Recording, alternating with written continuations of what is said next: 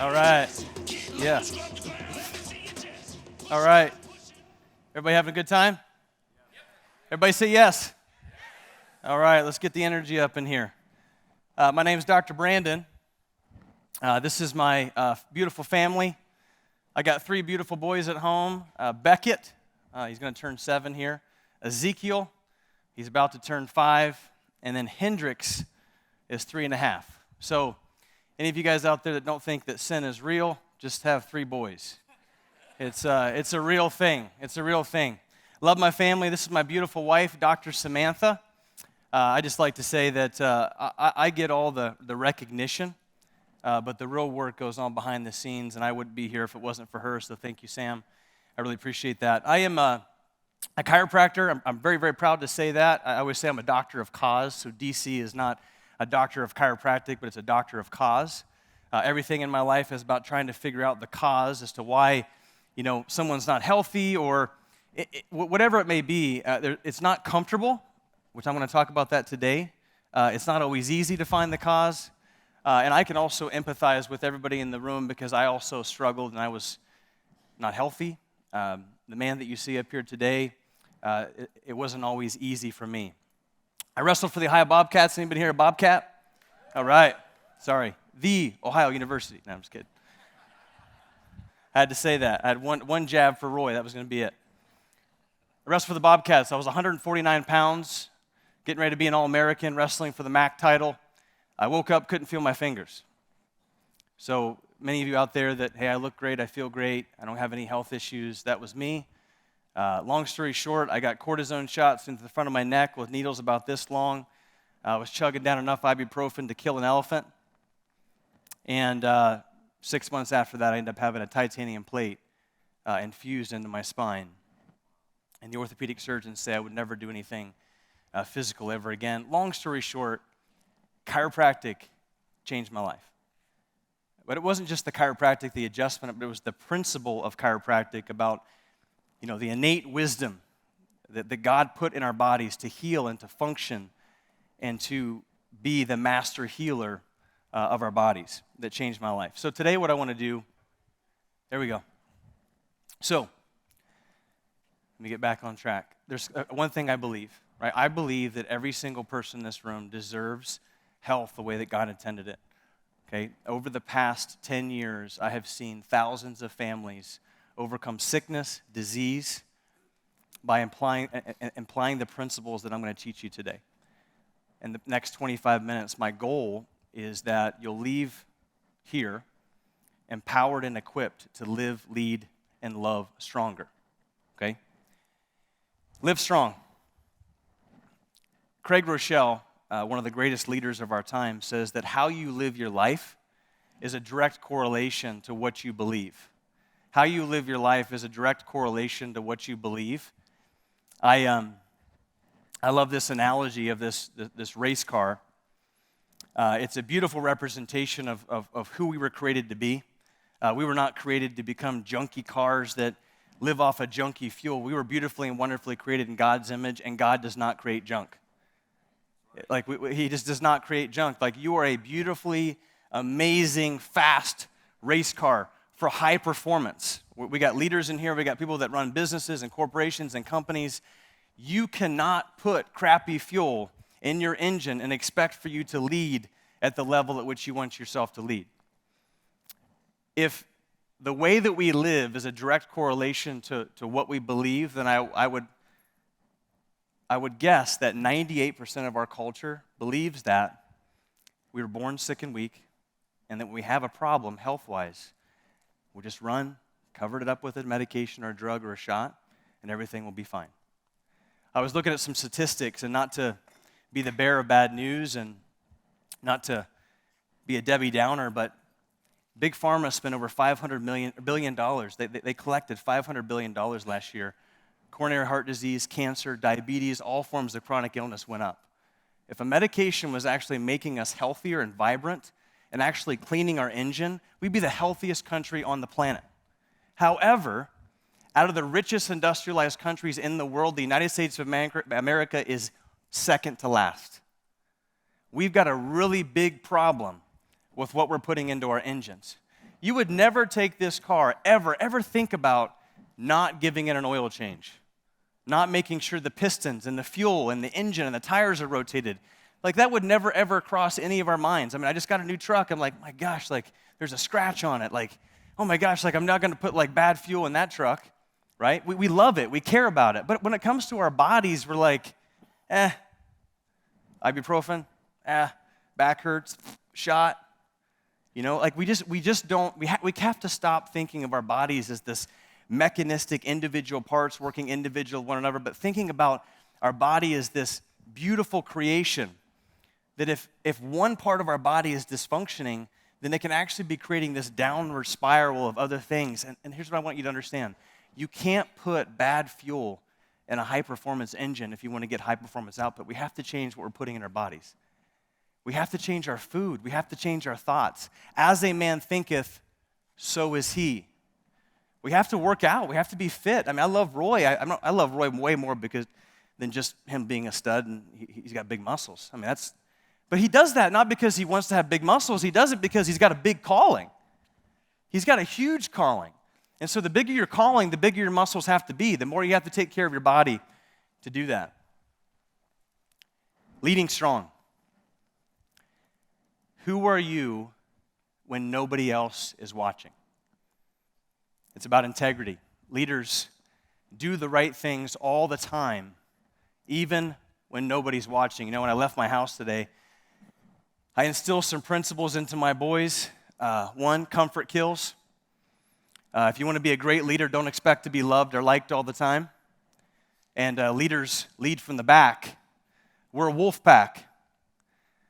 The dominant wolf stays in the back while all the other wolves go up front to protect all the other wolves from danger.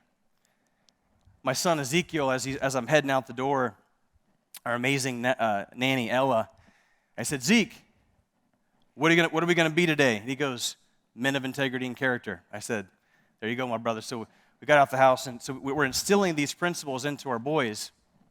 I love this concept of leadership, and I want to use this analogy or this concept of in the Bible. As you can tell, I love the Lord, and I wouldn't be where I am today if it wasn't for His grace and for His glory in my life. But I want you to think of Peter. So this is Luke chapter 5, talking about Peter. You know, Peter's been up all night fishing. I'm an outdoorsman. I love to hunt and fish.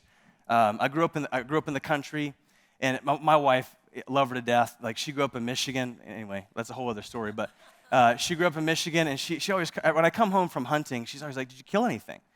I was like, babe, that's why they call it hunting and not killing. Like, it's a process. I don't get that. You spend way too much money on a process. Like, I need meat, right? I need meat in the freezer. Anyway, so in Luke chapter 5, Peter is up all night fishing.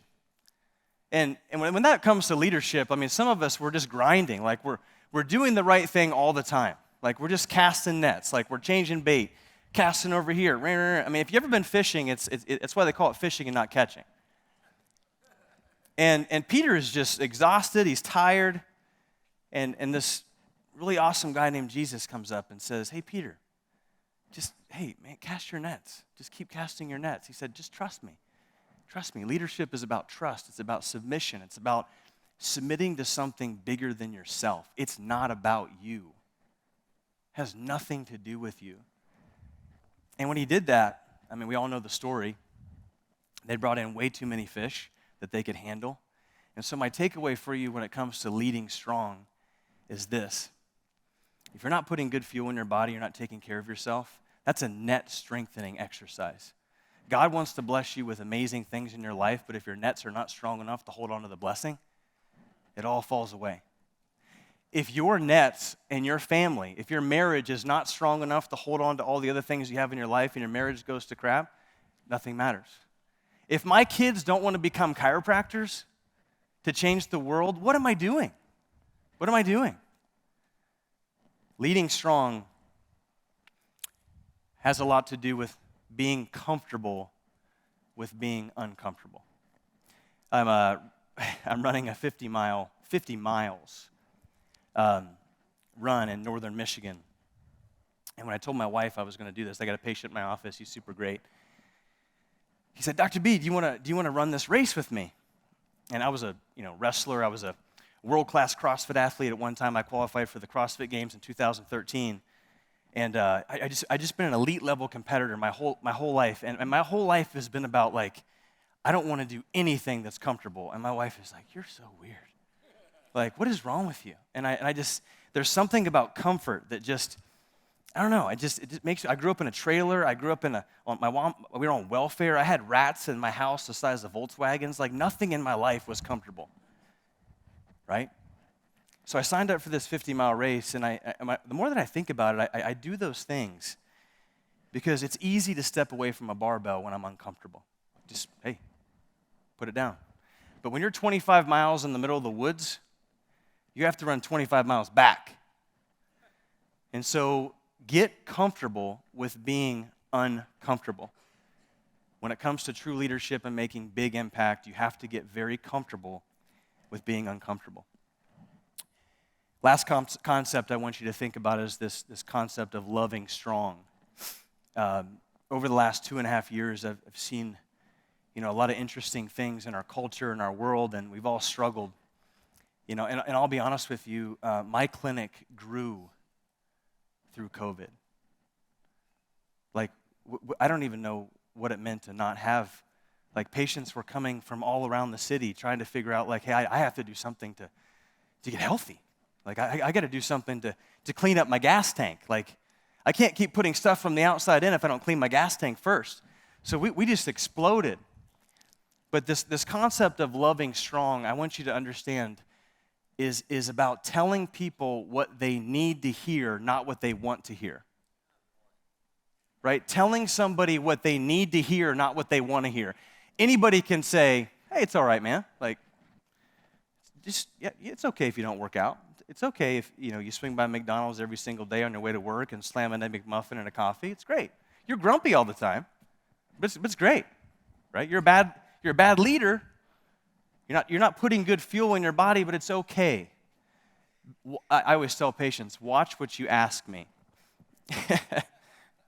Patient comes up to me and says, hey, Dr. B, what do I got to do to be healthy?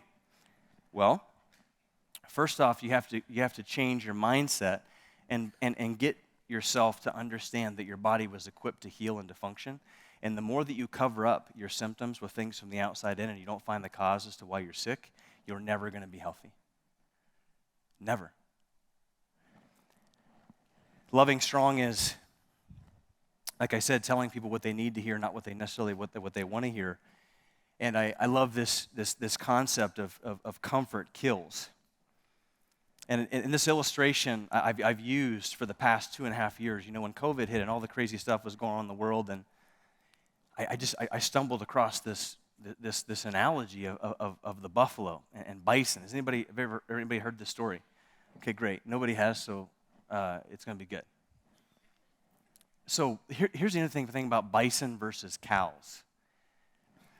Cows and bison are somewhat on the same gene lineage. Like they have a similar genetic makeup. But you know what's really interesting about the buffalo or the bison versus the cow? Is that when the storm hits, did the storm hit 2 years ago? Right? Bison run into the storm. They gather up their pack, they gather up their wolf pack, and they just, they go into the storm. And here's what they find. They find that when you run into the storm, you actually spend less time in the storm than if you were to run away from it. So cows, what they do is that when they find the storm, or when they see it or they sense it, they run away and they go hide into shelter. And then the storm just constantly follows them. So, out of all the things I talked about today, living strong, taking care of yourself, a lot of high-level leaders in this room, you are no good to anybody if you're sick or dead. You've got to begin to take care of yourself and run into the storm. If you have a health problem, attack it. Put the right people in your path that are going to help lead you down that path. Most people want to be healthy. They just have no idea how to do it. We've been taught our entire lives. I mean, I grew up on the pink bubblegum flavored ear infection antibiotics. I remember that stuff. That stuff was great. It tastes like candy. It was awesome. I had 6 knee surgeries. I had a neck surgery, all kinds of shots. I had shoulder shot. I had all these different things. I didn't know what I didn't know. People perish for a lack of knowledge, not because of want, right? So we've got to run into the storm. I want to begin to leave you with this as I finish up. The storm is here. Like, the storm is not going away. I just want you guys to understand that. Like, don't get comfortable because the storm's here. And I'll even argue that if you're a leader and you want to be a great leader, the storm's never going to go away. So you better get comfortable with being uncomfortable. With that being said, the storm, like I said, I had a great clinic. I've got beautiful kids. My kids were all born at home. Like, my kids have never had a medication ever in their lives. Like, I have no idea what that's even like. Like, I've got a blessed life. Like, all my kids, like, the other day, my 7-year-old says, "Hey, Daddy, will you baptize me?" Like I got a really, really awesome life. About a year and a half ago, the storm just smacked me and my family. My wife and I lost our 4th child, so we had a miscarriage.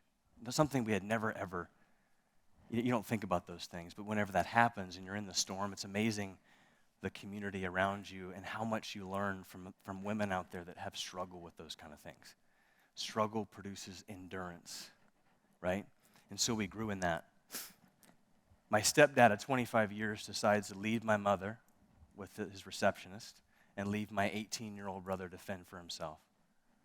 After 25 years of marriage, he walks away, and I began to see everything that I had been living and growing up, that same generational curse began to happen. And my brother was at it without a dad. You're on your own. That wasn't even the big part.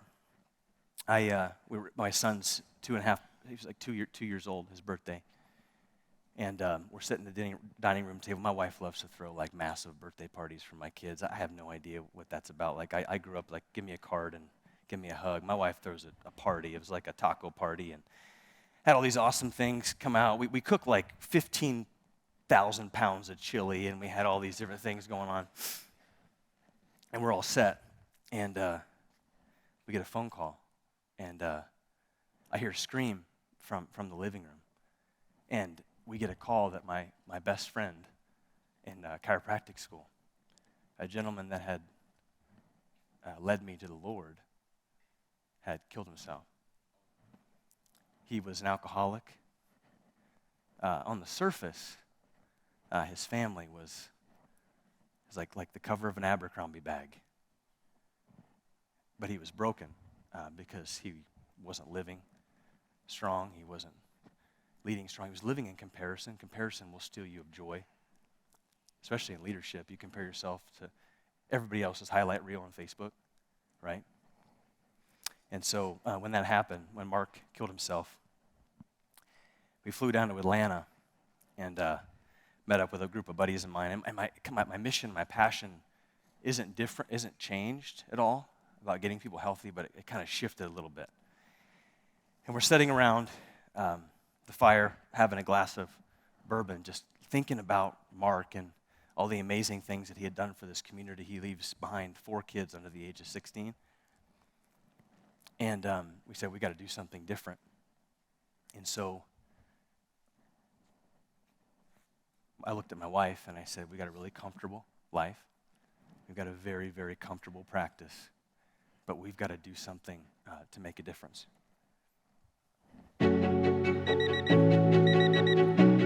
Today's the day. You have a decision to make. Today, you can choose to lead strong, live strong, and love strong. Because the battle is raging, and we are the warriors.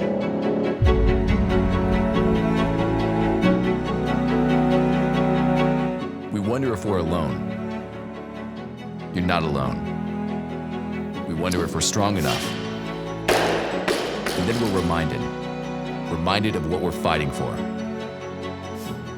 We fight for our health. We fight for our families. and we fight for our faith.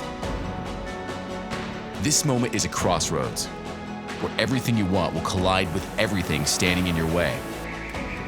Find your fuel. Find your inspiration. Find your motivation. Seize that moment. Attack it. You've got momentum at your back.